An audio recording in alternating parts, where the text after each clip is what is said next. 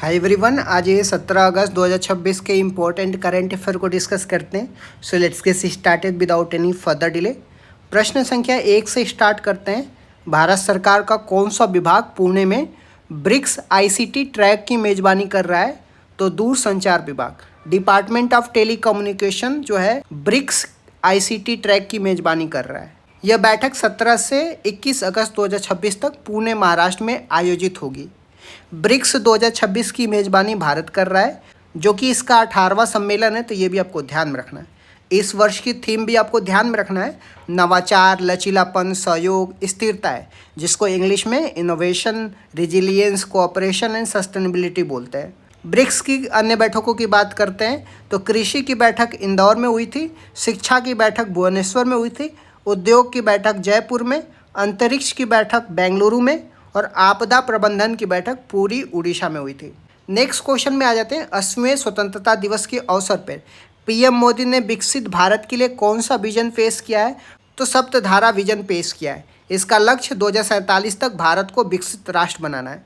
सप्तधारा के 7 प्रमुख क्षेत्र को भी आपको ध्यान में रखना है। विनिर्माण, मैन्युफैक्चरिंग, कृषि और फूड प्रोसेसिंग, तकनीकी और नवाचार, एआई, क्वांटम तकनीकी पर ध्यान दिया जाएगा, गति शक्ति जो हाई स्पीड कनेक्टिविटी पर ध्यान दिया जाएगा, रक्षा शक्ति जो आत्मनिर्भरता पर ध्यान दिया जाएगा, ग्रीन और ब्लू इकोनॉमी, और 7वां सॉफ्ट पावर, योग, आयुर्वेद और संस्कृति पर ध्यान दिया जाएगा। स्वतंत्रता दिवस 2026 के प्रमुख विशेषता की बात करते हैं। पहली बार वंदे मातरम को लाल किले के प्राचीर से गाया गया था। ये जो सप्तधारा के 7 प्रमुख क्षेत्र है, इसको एक बार फिर से रिवीजन करा देता हूँ।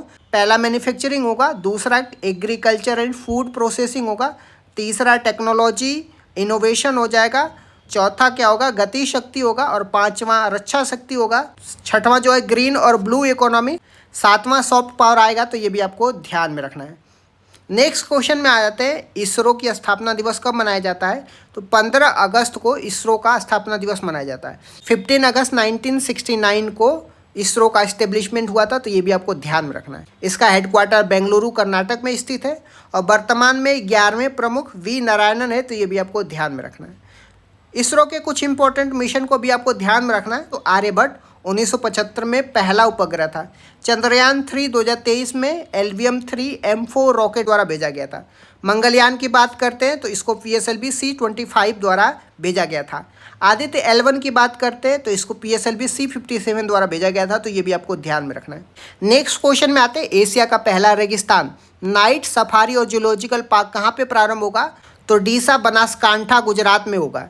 यहाँ लोग रात में मरुस्थल के जीव जंतुओं की 83 प्रजातियों को देख सकेंगे।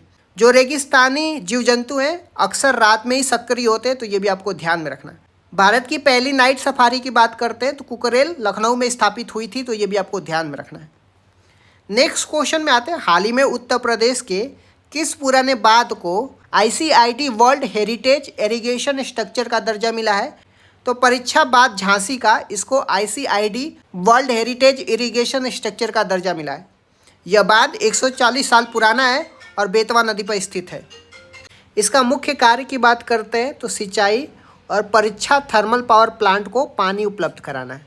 यह दर्जा फ्रांस में आयोजित होने वाली 26वीं ICID कॉन्फ्रेंस में प्रदान किया जाएगा। नेक्स्ट क्वेश्चन में आते हैं। Indian institute of science Bengaluru ने गूगल के सहयोग से कौन सा वॉइस AI मॉडल लॉन्च किया है?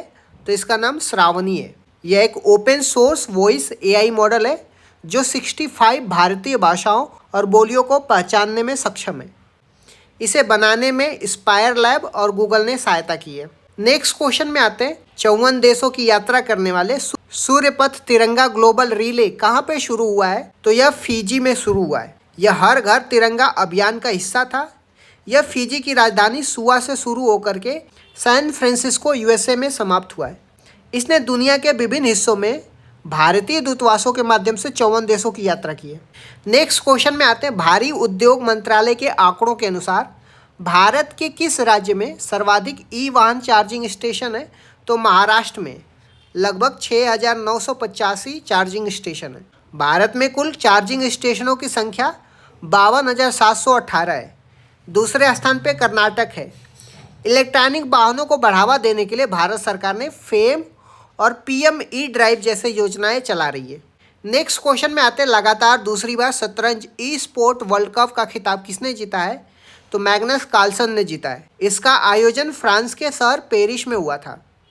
कार्लसन नॉर्वे के खिलाड़ी हैं और उन्होंने फाइनल में बेलारूस के डेनिस लाजविका को हराया है। इसका पहला संस्करण 2025 में सऊदी अरब रियाद में हुआ था, उसे भी कार्लसन ने ही जीता था। नेक्स्ट क्वेश्चन में आते हैं, रूस ने यूक्रेन के साथ चल रहे औषध बैंक विवाद में किस भारतीय को मध्यस्थ नियुक्त किया है? तो न्यायमूर्ति DY चंद्रचूड़ को औषध बैंक विवाद में भारत यूक्रेन के मध्यस्थ नियुक्त किया गया है। यह विवाद यूक्रेन के औषध बैंक द्वारा रूस के हमले से निवेश प्रभावित होने के दावे से संबंधित है। यूक्रेन की ओर से ग्रीक प्रोफेसर स्टावरो मध्यस्थ होंगे। नेक्स्ट क्वेश्चन में आते हैं, भीषण सूखे के कारण किस देश ने अपने दूसरे चर्नोवोडा न्यूक्लियर रिएक्टर को बंद करना शुरू कर दिया है? तो रोमानिया ने भीषण सूखे के कारण अपना दूसरा चर्नोवोडा न्यूक्लियर रिएक्टर को बंद करना शुरू कर दिया है। रोमानिया में डेन्यूब नदी का जल स्तर रिकॉर्ड स्तर तक गिर जाने के कारण यह निर्णय लिया गया है, क्योंकि रिएक्टर को ठंडा करने के लिए भारी मात्रा में पानी की आवश्यकता होती है। इस तरीके से मैंने कुछ इंपॉर्टेंट करंट अफेयर को डिस्कस कर दिया। Thank you so much guys, keep loving, keep supporting, bye bye, see you.